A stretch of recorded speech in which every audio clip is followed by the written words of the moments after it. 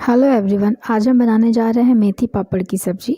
ये बनाना बहुत ही सिंपल है। आप ये रेसिपी फॉलो करिए और एंजॉय करिए।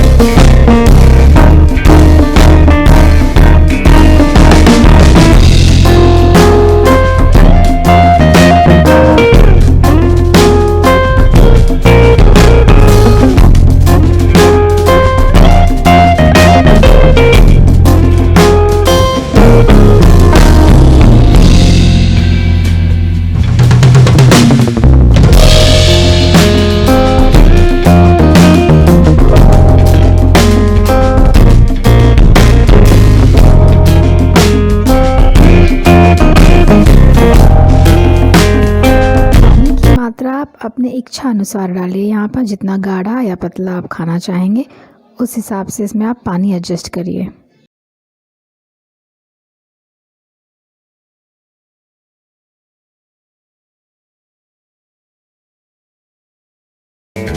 हमें ये भी ध्यान देना है कि पापड़ हमें सीधा पैकेट से निकाल कर उसे तोड़ कर सीधा ग्रेवी में डालना है सर्व करते वक्त।